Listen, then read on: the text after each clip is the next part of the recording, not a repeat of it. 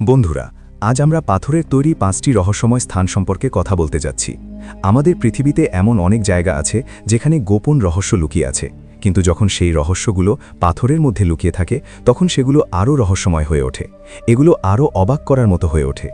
রহস্য কেবল জিনিসপত্র, মন্দির এবং প্রাচীন গল্পের মধ্যেই লুকিয়ে থাকে না। পাথরের মধ্যে এমন কিছু গোপন রহস্যও থাকে যা জানলে আপনার চোখকে বিশ্বাস নাও হতে পারে। এর মধ্যে কিছু আরামুরু পেরু অন্য জগতের প্রবেশদ্বার বলে কথিত। একজন পুরোহিত সেখানে প্রবেশ করেছিলেন এবং আর কখনো ফিরে আসেননি। এবং আরেকটি নাগাকাও, একটি থাই কিংবদন্তি। ঈশ্বর একটি বিশাল সাপকে অভিশাপ দিয়েছিলেন যা তাকে পাথরে পরিণত করেছিলেন। বলা হয় যে যদি এটিকে ক্ষমা করা হয় তবে এটি ফিরে আসতে পারে, এটি জীবন্ত হয়ে উঠবে। আর তৃতীয়টি হল আর্জেন্টিনার পিড্রা মুভিজা। এই পাথরটি নিজে নিজেই নড়ত, তারপর একদিন এটি পড়ে গেল। এখন সেখানে কেবল একটি মূর্তি স্থাপন করা হয়েছে। তো বন্ধুরা, এটি ছিল 5টি রহস্যময় স্থানের মধ্যে 3টির একটি ছোট ট্রেলার। এই 5টি স্থান সম্পর্কে আমাদের কাছে কিছু তথ্য আছে যা আপনি আগে কখনো শোনেননি এবং যা আপনার মেরুদণ্ডে কাঁপুনি এনে দেবে।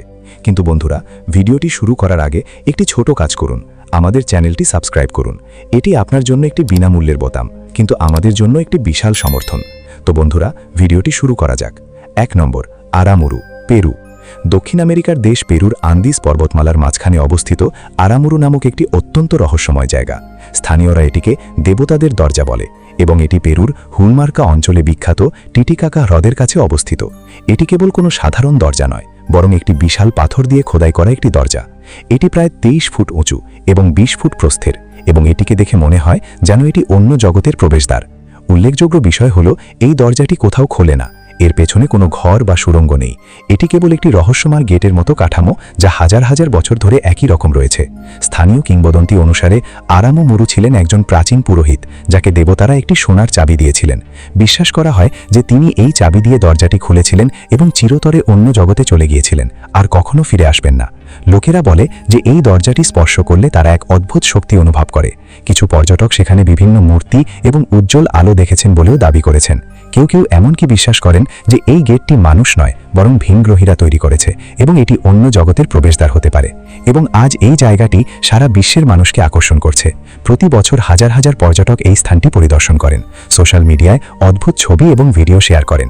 এটি একটি প্রাচীন পোর্টাল হোক বা ভিনগ্রহীদের দ্বারা তৈরি রহস্য, সত্য এখনও অধরা, কিন্তু এই রহস্য আজও মানুষকে মোহিত করে।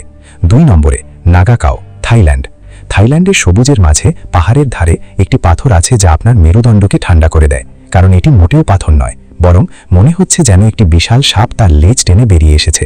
আমরা উত্তর পূর্ব থাইল্যান্ডের বুংকান প্রদেশের ফ্লুয়াংকা জাতীয় উদ্যানের মধ্যে অবস্থিত নাগা গুহার কথা বলছি। শত শত মিটার লম্বা একটি বিশাল পাথর, পুরোপুরি একটি কোবরার দেহের মতো।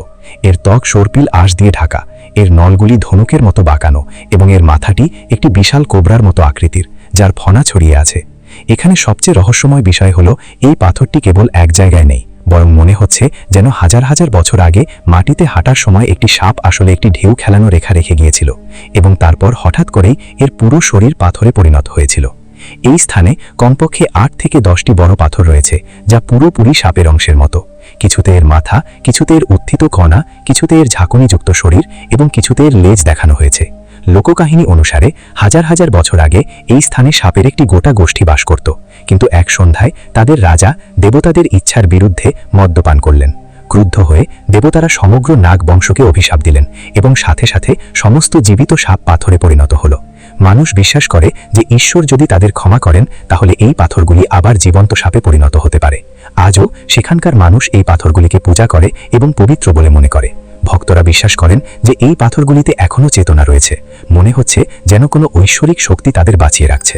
সবচেয়ে আশ্চর্যের বিষয় হলো এই পাথরটি এতটাই পরিষ্কার এবং সুনির্দিষ্টভাবে তৈরি যে বিজ্ঞানীরাও অবাক হয়েছিলেন। এটি দেখতে কোনো সাধারণ পাথরের মতো নয়, বরং প্রতিটি কোণ থেকে এটি একটি জীবন্ত সাপের মতো মনে হয়। কিন্তু প্রশ্ন থেকে যায়, এটি কি কেবল একটি প্রাকৃতিক বৈশিষ্ট্য নাকি সত্যিই কোনো আশ্চর্যজনক রহস্যের অংশ? 3 নম্বর, পিয়েদ্রা মোজা, আর্জেন্টিনা। পৃথিবীতে হাজার হাজার পাথর আছে, কিন্তু পিয়েদ্রা মোজা মাত্র একটি পাথর যা নিজে থেকেই নড়ে চলে, কোনো ধাক্কা বা যন্ত্রপাতি ছাড়াই। এই রহস্যময় পাথরটি আর্জেন্টিনার টান্ডাল শহরের একটি পাহাড়ের ধারে দাঁড়িয়েছিল। এর নাম পিয়েদ্রা মুভেজা, যার অর্থ চলমান পাথর। এখন তুমি হয়তো ভাবছো, কি সত্যিই পাথর নড়তে পারে? হ্যাঁ, এই পাথরটি সত্যিই নড়তে পেরেছিল এবং এটি এত ভারী ছিল, প্রায় 300 টন ওজনের। আশ্চর্যের বিষয় হলো এটি একটি খুব পাতলা খাঁজের উপর অবস্থিত ছিল। মনে হচ্ছিল সামান্য বাতাসের সাথেই এটি ভেঙে পড়বে, কিন্তু এটি শত শত বছর ধরে সেখানেই ছিল, ধীরে ধীরে নিজে নিজে দুলছিল। মানুষ বিশ্বাস করত যে এর মধ্যে কোনো অতি প্রাকৃতিক শক্তি আছে। কেউ কেউ বলেছিলেন যে এর নিচে এক রহস্যময় শক্তি প্রবাহিত হচ্ছে। আবার কেউ কেউ এটিকে একটি ভুতুড়ে পাথর বলে অভিহিত করেছেন, যা মানুষ কাছে এলে শান্ত হয়ে যেত, কেবল একা থাকলে আবার আলোড়িত হতো। কিন্তু এই গল্পের সবচেয়ে রহস্যময় মোড়টি এসেছিল 29শে ফেব্রুয়ারি 1912 সালে।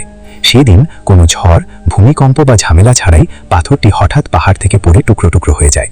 কেউ বুঝতে পারে না কিভাবে এটি ঘটেছিল। কেউ কেউ ধারণা করেন যে কাছাকাছি খনন বা কম্পনের কারণে এটি ভারসাম্যহীন হয়ে থাকতে পারে। কিন্তু অনেকেই বিশ্বাস করেন যে রহস্যময় শক্তির কারণে এই পাথরটি জীবন্ত বলে মনে হচ্ছিল, সেই শক্তি সেদিনই অদৃশ্য হয়ে গেছে। আজ একই স্থানে একটি কৃত্রিম প্রতিরূপ রয়েছে, কিন্তু এটি নড়াচড়া করে না বা জাদুও করে না। এটি কেবল মূল পাথরের স্মৃতিচারণ করে, একটি পাথর যা নিজে থেকেই নড়ে উঠেছিল এবং তারপর কোনো আপাত কারণ ছাড়াই পড়ে গিয়েছিল। কিন্তু প্রশ্ন থেকে যায়, পিরাম ওভাদিজা কি আসলেই কেবল একটি পাথর ছিল, নাকি সেই পাহাড়ের কোথাও লুকিয়ে থাকা একটি জীবন্ত রহস্য? চতুর্থ স্থানে ইথিওপিয়ার লালিবেলায় অবস্থিত রক হান গির্জা। তুমি কি কখনো ভূগর্ভে নির্মিত কোনো শহরের কথা শুনেছ? কেবল একটি বা দুটি নয়, বরং পাথর দিয়ে খোদাই করা 11টি গির্জা। ইট নেই, কাঠ নেই, সিমেন্ট নেই, কেবল পাথর। এটাই লালিবেলার গল্প। ইথিওপিয়ার একটি ছোট জায়গা, কিন্তু এটি এত বড় রহস্য লুকিয়ে রেখেছে যে বিশ্বের সেরা প্রকৌশলীরাও এটি দেখার পর অবাক হয়ে যান। এখানকার পাথরে খোদাই করা গির্জাগুলি এত নিখুঁত এবং জটিলভাবে খোদাই করা হয়েছে যে মনে হয় এগুলি কোনো যন্ত্র দ্বারা কাটা হয়েছে। তবে বাস্তবতা হল, এই গির্জাগুলি দ্বাদশ শতাব্দীতে নির্মিত হয়েছিল। উপর থেকে নিচে পর্যন্ত পাথর দিয়ে খোদাই করা হয়েছিল। এই গির্জাগুলো পাথরের ওপর নির্মিত নয়, বরং সরাসরি মাটি কেটে তৈরি করা হয়েছে, যেন কেউ মাটি কেটে মন্দির তৈরি করেছে। প্রতিটি দেয়াল, প্রতিটি জানালা, প্রতিটি দরজা একটি মাত্র পাথরের অংশ। কোনো সন্ধি নেই, কোনো টুকরো নেই, কোনো ভিত্তি নেই, শুধু পাথর আর তাতে খোদাই করা একটি সম্পূর্ণ গির্জা। এখন প্রশ্ন জাগে, সেই সময়ের মানুষদের কি এমন প্রযুক্তি ছিল? তারা কি সত্যি মানুষ যারা এটি তৈরি করেছিল, নাকি অন্য কিছু ছিল, অন্য কোনো শক্তি ছিল? জনশ্রুতি আছে যে রাজা লালিবেলা জেরুজালেমকে পৃথিবীতে পুনরুদ্ধারের স্বপ্ন দেখেছিলেন। ফেরেশতাদের সাহায্যে তিনি এক রাতে এই গির্জাগুলি তৈরি করেছিলেন। হ্যাঁ, এক রাতে। কেউ কেউ বিশ্বাস করেন যে এটি কেবল একটি পৌরাণিক কাহিনী, কিন্তু যারা নিজে চোখে এই গির্জাগুলো দেখেছেন তারা জানেন যে এখানে এমন কিছু আছে যা মানুষের বোধগম্যতার বাইরে। আজও এই গির্জাগুলো কেবল ধর্মীয় স্থানই নয়, বরং একটি জীবন্ত রহস্যও বটে, যা প্রতি বছর লক্ষ লক্ষ দর্শনার্থীকে আকর্ষণ করে। কিন্তু রহস্য এখনও রয়ে গেছে যে কারা সেই সব মানুষ যারা কেবল হাতিয়ার দিয়েই নয়, বরং শিল্প, জ্ঞান এবং সম্ভবত কোনো অদৃশ্য শক্তি দিয়ে এই পাথরগুলি খোদাই করেছিলেন। 5 নম্বর, চাঁদ বাউরি অভিহারী, ভারত। রাজস্থানের উত্তপ্ত শুষ্ক মাটির নিচে এমন এক রহস্য লুকিয়ে আছে যা দেখতে যেমন সুন্দর, তেমনি ভেতর থেকে ভয়ঙ্কর। চাঁদ বাউরি কোনো সাধারণ কূপ নয়, এটি 13 তলা গভীর একটি রত্ন, যার চারদিকে শত শত সিঁড়ি রয়েছে, এবং তাও এত নির্ভুলতার সাথে যেন কোনো গণিতবিদ মহাবিশ্বের সূত্রটি খোদাই করে ফেলেছেন। এই স্টেপওয়েলটিতে মোট 3500টিরও বেশি ধাপ রয়েছে। প্রতিটি ধাপ এতটাই সুনির্দিষ্ট এবং অভিন্ন যে আপনি যদি উপর থেকে নিচের দিকে তাকান তাহলে মনে হবে যেন আপনি একটি মাত্রার মধ্যে দিয়ে পড়ছেন, যেন আপনি সময়ের মধ্যে দিয়ে নিচে নেমে যাচ্ছেন। এটি 9ম শতাব্দীর দিকে রাজা চন্দ্রের রাজত্বকালে নির্মিত হয়েছিল, কিন্তু এটিকে এত রহস্যময় করে তোলে এর নিখুঁত নকশা, যা আধুনিক প্রযুক্তির সাথেও প্রতিলিপি করা প্রায় অসম্ভব। এত গরম জায়গায় এই স্টেপওয়েলের তলদেশ সব সময় ঠান্ডা থাকে। এখানে নামার সাথে সাথে তাপমাত্রা প্রায় 5 থেকে 6 ডিগ্রি কমে যায়। কিন্তু প্রশ্ন হলো, ওই প্রবেশপথের লোকেরা এত গভীরতা এবং প্রযুক্তিগত জ্ঞান কিভাবে অর্জন করলেন? কিছু কিংবদন্তি অনুসারে এটি কেবল একটি সাধারণ জলাধার ছিল না, বরং একটি শক্তিশালী যন্ত্র ছিল যা শক্তি সঞ্চয় করত, অথবা পাতালের প্রবেশদ্বারও ছিল। কিছু স্থানীয় এখনও বিশ্বাস করেন যে রাতে স্টেপওয়েতে নামা নিষিদ্ধ, কারণ এই স্থানের গভীরে কিছু একটা মানুষকে ডাকছে এবং ফিরে আসতে অস্বীকার করছে।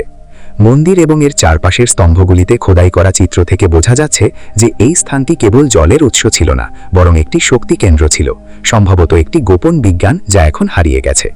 চাঁদ বাউরি কি কেবল একটি স্থাপত্য বিস্ময়, নাকি এটি ভবিষ্যতের সভ্যতার জন্য পড়ার জন্য রেখে যাওয়া একটি গোপন বার্তা? বন্ধুরা, এই ভিডিওটি শেষ পর্যন্ত দেখার জন্য আপনাকে ধন্যবাদ। আমার হৃদয়ের অন্তঃস্থল থেকে আপনাকে ধন্যবাদ। যদি ভিডিওটি আপনার ভালো লেগে থাকে তাহলে দয়া করে আপনার বন্ধু-বান্ধব এবং পরিবারের সাথে শেয়ার করুন এবং চ্যানেলটি সাবস্ক্রাইব করতে ভুলবেন না। তো বন্ধুরা, আবার দেখা হবে আরেকটি আকর্ষণীয় এবং রহস্যময় ভিডিওতে। ততক্ষণ পর্যন্ত বিদায় এবং ধন্যবাদ।